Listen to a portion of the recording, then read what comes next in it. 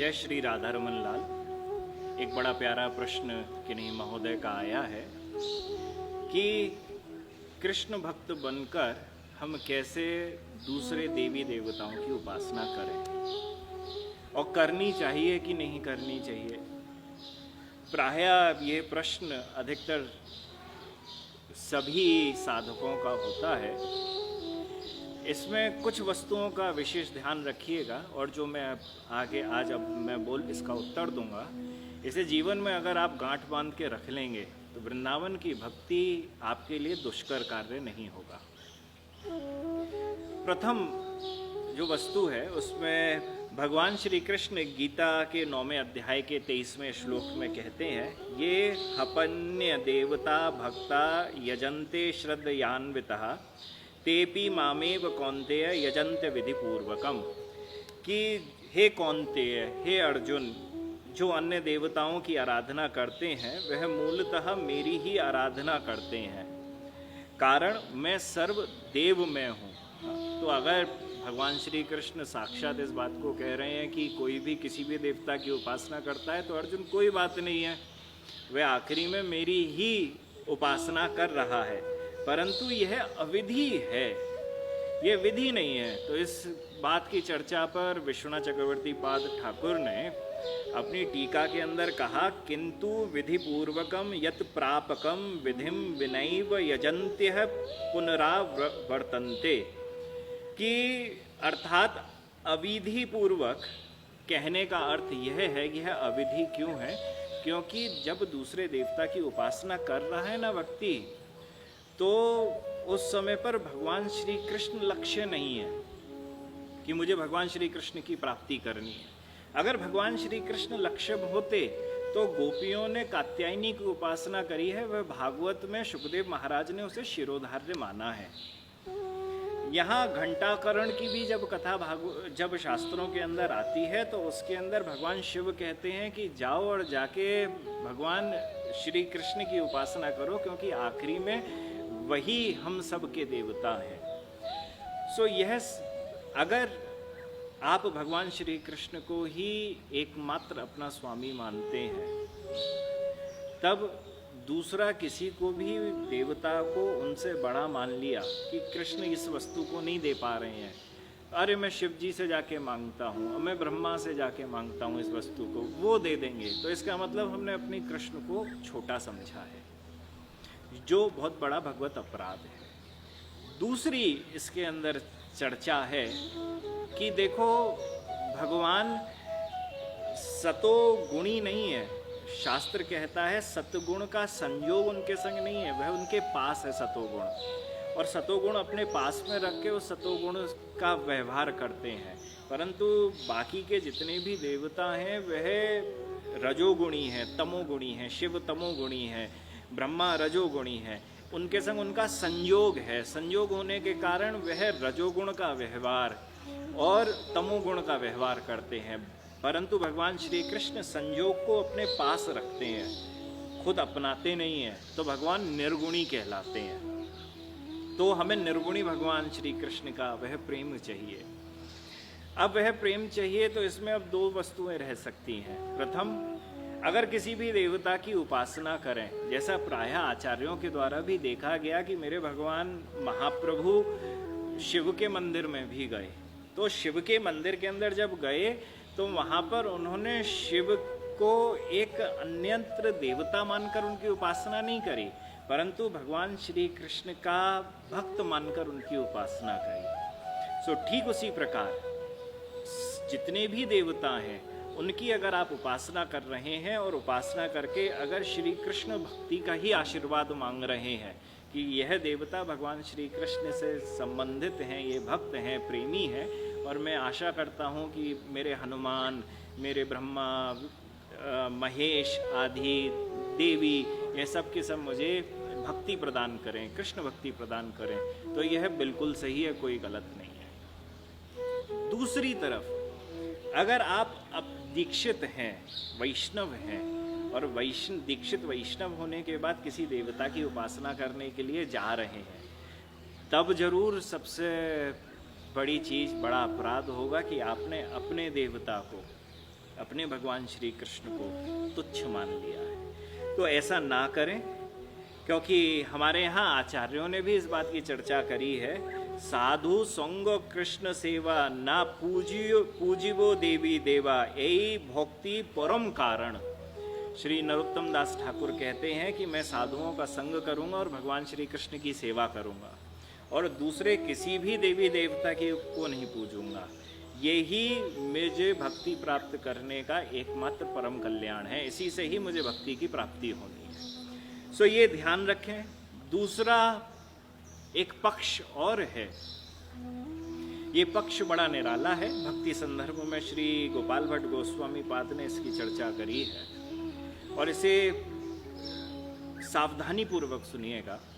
श्री जीव गोस्वामी ने कर्म संदर्भ की जो अपनी भागवत की टीका है उसमें प्रथम स्कंद के अंदर इस बात की चर्चा करी है। उन्होंने एक दृष्टांत, एक व्याख्यान, एक कथा पुराणों की ली कि एक भक्त रहते थे, नरसिंह के भक्त थे और वह नरसिंह देव की उपासना करा करते थे। एक दिन वहाँ का जो गांव का जमींदार था वह बीमार हो गया, तो उसने अपने पुत्र से कहा कि हे पुत्र, हमारे यहाँ पर एक शिवलिंग है, मैं आज बीमार हूँ, तो ऐसा करो कि उसकी उपासना करने के लिए अपने गांव के वह जो ब्राह्मण हैं उनको बुलाकर पूजा करवा दो। जब ये कहा गया, जमींदार का पुत्र जो था वह ब्राह्मण देवता के पास पहुँचा और जाके अनुरोध करा कि महात्मन आप आइए और शिव जी की उपासना कर दीजिए, आज का अर्चन करिए। तो जब इस बात को कहा तो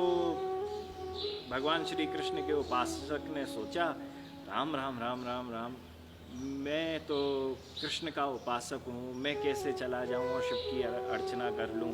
वह तो तमोगुणी हैं, नरसिंह जो है वह तमोगुण को हटाने वाले हैं, ये तो गलत हो जाएगा, क्या करूँ।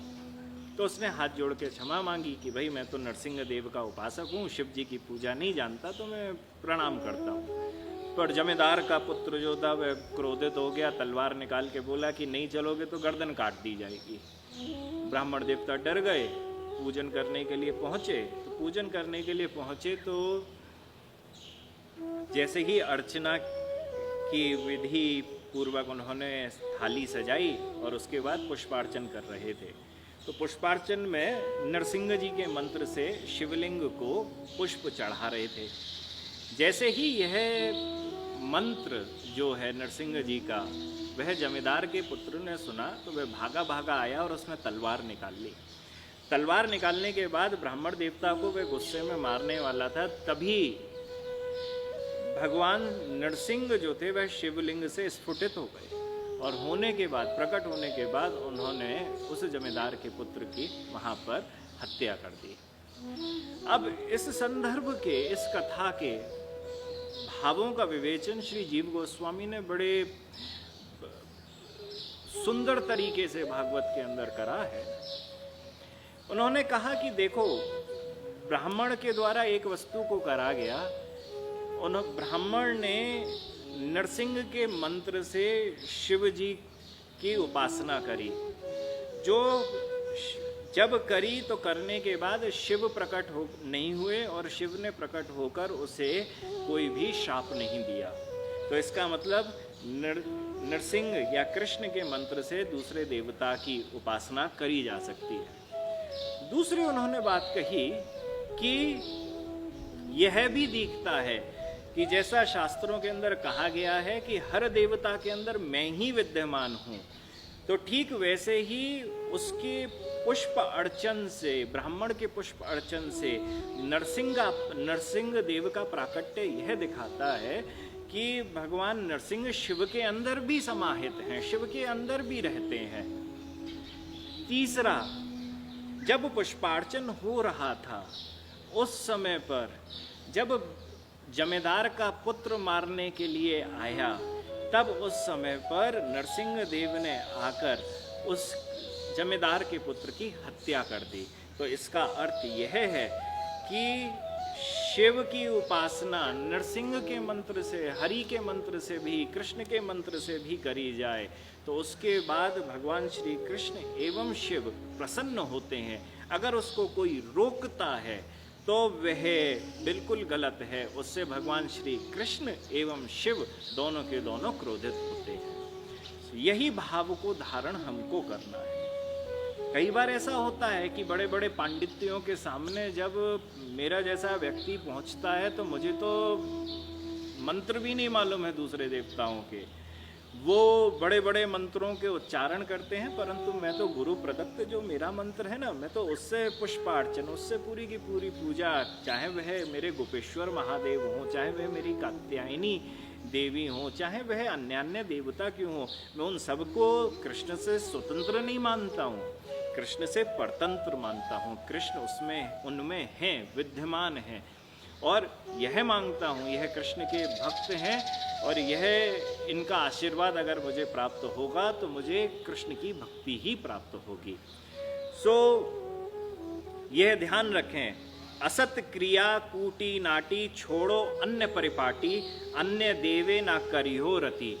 श्री नरोत्तम दास ठाकुर प्रेम भक्ति चंद्रिका के 27वें इस भाव में कहते हैं कि किसी और परिपाटी, किसी और पूजा को करने की चेष्टा मत करो अगर कृष्ण भक्त बन चुके हो, या भी कृष्ण जी के भक्त बने हो, कुछ देर में मंत्र कृष्ण का है परंतु फिर शिव भक्त की तरह से दर्शन दे रहे हो, फिर कभी किसी और के रूप भक्त बन के दर्शन दे रहे हो, मत करो। अपने देवता को मानो, अपने देवता की जैसी उपासना होती है वैसे ही उपासना आप अन्य सब देवताओं की करें, और उनकी जब करें तो उनसे सिर्फ एकमात्र कृष्ण भक्ति ही माने। अगर आप कृष्ण भक्ति मांगेंगे तो आपका भला होगा। अब इस उत्तर के आखिरी में जो बड़ी मुख्य बात है वह मैं कहना चाहता हूँ। हरिभक्ति विलास के अंदर इसकी बड़ी प्यारी चर्चा भी करी हुई है, अन्य अन्य शास्त्रों के अंदर भी यह मंत्र प्राप्त होते हैं कि अगर हम किसी भी दूसरे देवी देवता की उपासना नहीं कर रहे हैं, परंतु उनके बारे में कभी भी अपने मुख से गलत बात मत करिएगा, कभी भी गलत मत कहिएगा, कभी भी निंदा मत करिएगा। अगर निंदा कर दी, चाहे वह साक्षात ब्रह्मा क्यों ना हो, शिव क्यों ना हो, देवी क्यों ना हो, गणेश क्यों ना हो, सूर्य क्यों ना हो, आपने अगर इनमें से किसी की भी निंदा कर दी, आप साक्षात भगवान श्री कृष्ण की निंदा कर रहे हैं, आपको भक्ति की प्राप्ति नहीं होगी। हरिभक्ति विलास तो ये कहता है कि अगर किसी ने दूसरे देवता की निंदा कर दी, उसके बाद उसके इस जन्म के जितने भी उसने भक्ति पाने के कर्म करे हैं उससे भक्ति तो नहीं मिलनी, एवं पिछले जन्म के अंदर करे हुए भक्ति के जो कर्म हैं उनका भी फल आगे नहीं मिलेगा। तो वैष्णव अगर आप हैं तो जीवन में इस बात को गांठ बांध के धर लें, दूसरे किसी भी पहली कोशिश करें, कभी भी ऐसा योग ना बने कि आप दूसरे देवता की स्तुति करें। अगर ऐसा योग बनता है तो उनको कृष्ण भक्त माने। तीसरा, कभी भी किसी भी देवता की निंदा ना करें। राधे राधे।